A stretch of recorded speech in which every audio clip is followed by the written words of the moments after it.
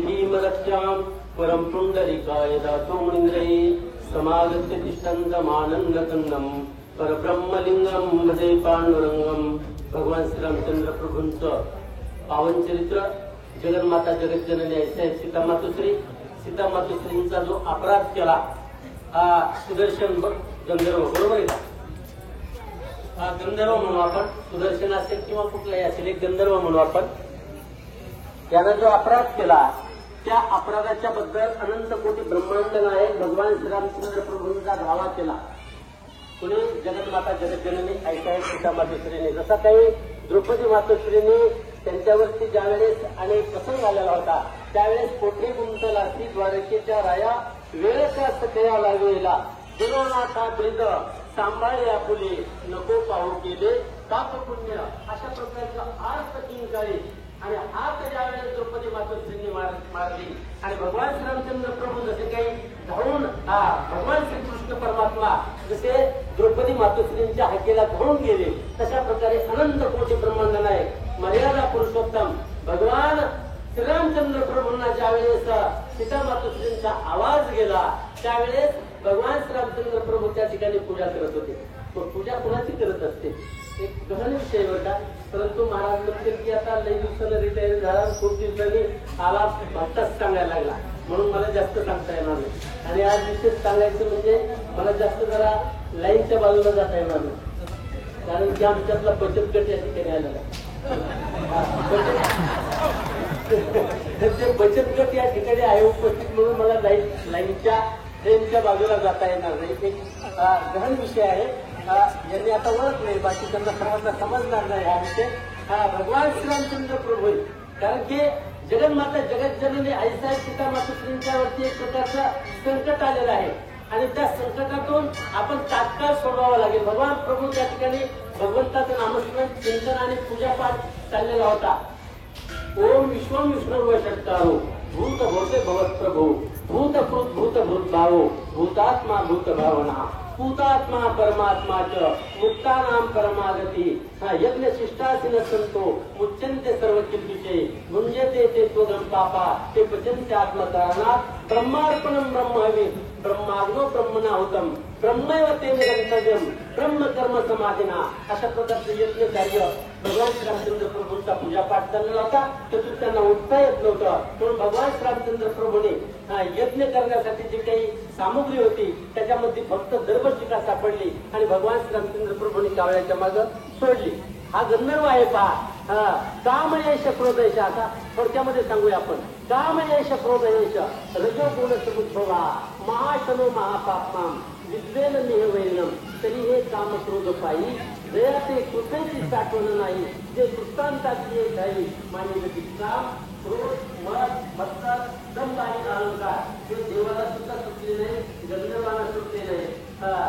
काय म्हणतात ना, इंद्रा पडले भग चंद्र झाला काळा आणि नारद चुकला काळा भजनाचा. अशा प्रकारची अवस्था कुणाची त्या गंधर्वाची झालेली होती कावळ्याच्या स्वरूपात. आणि त्या ठिकाणी आता सगळा काही इतिहास तुम्ही ऐकला. मी आता थोडक्यामध्ये सांगतो. भगवान श्रीरामचंद्र प्रभूंना शरण गेलाय. भगवंता तुमच्या नामामध्ये एवढी ताकद आहे की आम्ही संतांच्या माध्यमातून ऐकलेलं आहे.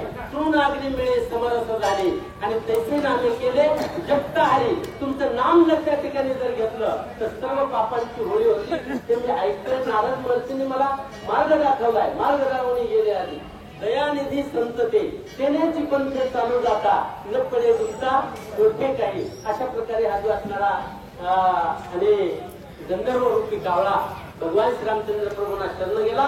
श्रीरामचंद्र प्रभूंनी ऐकलं. कावळा सांगतोय भगवंता तुमच्या तोंडातले शब्द आहेत, तुमचं त्या ठिकाणी वाक्य आहे तमेव शरणम गच्छ सर्व भावेन भारत तत्प्रसादात पराम शांती स्थानम प्राप्तीची शाश्वतम. जो होय मद अनन्य शरण त्याचे निवारी मी जन्म मरण या लागी शरणांगता शरण्य मीच एक. अशा प्रकारचं तुमचं स्टेटमेंट आहे, तुमचं वाक्य आहे. मग तुम्ही का बरं इथं चुकताय, मला का शरण घेत नाहीत आणि माझा दोष का निवारण करत नाहीत. अशा प्रकारे हा गंधर्व रूपी कावळा भगवान श्रीरामचंद्र प्रभूंना शरण गेलेला आहे. खूप काही त्या ठिकाणी सांगू लागलेला आहे. तुमच्या नामाची ताकद एवढी आहे बघा. तुम्ही आम्ही हा खूप मोठे भाग्यवान आहोत की आपल्याला आज अयोध्येला जाणं शक्य नाही. आज आपल्या देशाचे माननीय प्रधानमंत्री सन्माननीय नरेंद्र मोदी साहेब अयोध्येमध्ये आहेत. त्या ठिकाणची काय सिच्युएशन आहे? 22 जानेवारीला भगवान श्रीरामचंद्र प्रभूंचं जे काही राम मंदिर आहे ते लोकार्पण करायचं आहे. त्याच्या अगोदर त्या ठिकाणचा बंदोबस्त कसा लागलाय, त्या ठिकाणची संपूर्ण व्यवस्था झाली का नाही, भाविक भक्त येतात त्यांची मुक्कामाची व्यवस्था होती का नाही, त्यांचं जेवणाचं वगैरे संपूर्ण व्यवस्था होती की नाही, हे पाहण्यासाठी आजच प्रधानमंत्री महोदय अयोध्येमध्ये दाखल झाले. ते मग त्यांचं जे विमान आहे त्या ठिकाणी अयोध्येच्या एअरपोर्टला लँड झालेले. माननीय प्रधानमंत्री त्या ठिकाणची संपूर्ण पाहणी करून राहिलेले. न लगती सायाचं जावे वनांतरा आणि सुखे येतो घरा नारायण. आपल्याला शक्य नाही, आपल्याला काही पास आता मिळणार नाही. मागायच्या 2 महिन्यापासूनच पासची बुकिंग झाली तिथं जाण्याची. जर कोणाला पास जर मिळाला तर भाग्यवान समजायचं. भगवान श्रीरामचंद्र प्रभू त्या ठिकाणी कावळ्याशी संवाद कशा प्रकारे करतात. भगवान बाबा गडकर आणि गडकर बाबांचं पण थोडस मला तुम्हाला सांगायचे की मार्ग दावून गेले आधी दयानिधी संत ते. त्या ठिकाणी बाबांचं एक म्हणणं असायचं की या ठिकाणी जे काही भजन करतात. हवालदार साहेब एक मिनिट, आमचं डिपार्टमेंट आहे त्यांच्याकडे तो बंदोबस्त आहे. तर बाबांनी त्या ठिकाणी सांगायचं की जे कोणी भजन करतात त्यांच्या भोजनाची व्यवस्था झाली पाहिजे. बाबांचं एक मत असायचं की जे भजन करतात ना त्यांना भोजन मिळालंच पाहिजे, मग ते भोजन चालू आहे. बाबांनी सांगितलं त्यावेळेस सांगितलेलं होतं की जे कीर्तन करतात ते कीर्तनकारांचे मुलं कलेक्टर झाले पाहिजे. बाबांचं त्यावेळेस मनोगत आहे. आणि आता शास्त्री महाराजांनी गडावरती एक MPSC परीक्षेचं एक्झामिनेशन सेंटर त्या ठिकाणी सुरू करू लागले. त्याचप्रमाणे युनियन पब्लिक सर्व्हिस कमिशन परीक्षेचं सेंटर पण त्या ठिकाणी भगवानगडावरती उपलब्ध होऊ लागलेले. तुमचे आमचे मुलं भाविक भक्तांचे, गोरगरिबांचे, ऊसतोड कामगारांचे आणि विशेष करून कीर्तनकारांचे, रामायणाचं जे सूचक वाचक आहेत यांचे मुलं तिथं आता त्या ठिकाणी कीर्तनही करणार आणि कलेक्टरही बनणार. अशा प्रकारचं त्या ठिकाणची व्यवस्था आहे. हेही मला त्या ठिकाणी थोडंसं सांगावं असं वाटतं. कारण की ओव्यात कमी आहे, वाचक सूचक भरपूर आलेले आहेत. बडे महाराज आमचे आदरणीय दादा गावंधाऱ्याहून या ठिकाणी उपस्थित आहेत. त्यांचे सुपुत्र पत्रकार बडे साहेब पण उपस्थित आहेत. आणि आज खूप मोठी मोठी मंडळी या ठिकाणी मी पाहतोय. आमचे चाळक मामा ज्यांनी की जवळजवळ 30-32 वर्ष मिलिटरीमध्ये सेवा केली आणि इतकं वय मला वाटतं आता त्यांचं 80च्या पुढे वय असेल, परंतु ते सुद्धा मला वाटतं या महिना 1.5 महिन्यापासून वारीच करू लागले त्या ठिकाणी. ते भगवंताचं स्टेटमेंट आहे पहा. जे काही ज्ञानेश्वरीचे अभ्यासक आहेत 2 वर्षापासून त्यांचं या ठिकाणी नित्यनेमानं आणि आगमन आहे. म्हणून यांच्याबद्दल तसं तर आमचं आजूळच आहे या ठिकाणी. गोवर्धन मामा आहेत, साळक मामा, उमरीकर आहेत, लवरीकर मामा आहेत. ही सर्वच कंपनी आहे. आणि दुरल्या देशीचा म्हणजे ज्याला काही आपण पिंपरीच्या पलीकडची सांगळे महाराजांचं गाव आहे. काय गावाचं नाव आहे? शिरूर घाट. तिथून पण त्यांची उपस्थिती आहे. धन्यवाद आहेत. भगवान परमात्मा आणि या ठिकाणी कावळ्याशी कशा प्रकारे वार्तालाप करतात हे आपल्याला ऐकायचं आहे. मी आता एकच नवी सांगेन, कारण की यांच्यावरती कहार नको माझा. ही जी काही लांब लांब दूर अंतरावरून पिंपळे महाराज वगैरे सर्व अपराध, क्षमा करा अपराध महाराज, कारण की त्यांनी मला कालच्या पौर्णिमेला तिथं बोलवलं पण येणं शक्य झालं नाही. जाहीर माफी मागतो तुमची. आणि ज्यांचे कुणाचे नावं राहिलेत ना घ्यायचे.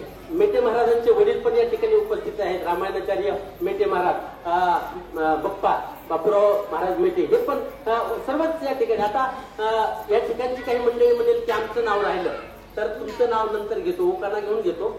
ज्यावेळेस पोती संपेल ना काहीतरी म्हणजे तवलीत होते काहीतरी, हे असं सगळ्या पद्धतीने तुमचं नाव घेतलं जाईल. भगवान परमात्माची कृपा आहे. आता विशेष म्हणजे यद्यपि भूतिमत सत्वम श्री मधुर्जित मेवा तत देवाव गच्छत्वम मम तेजोंश संभव जे तजेत संपत्ती आणि दया दोन्ही वस्ती आलिया असती खाया ते जाण धनंजया विभूती माझी.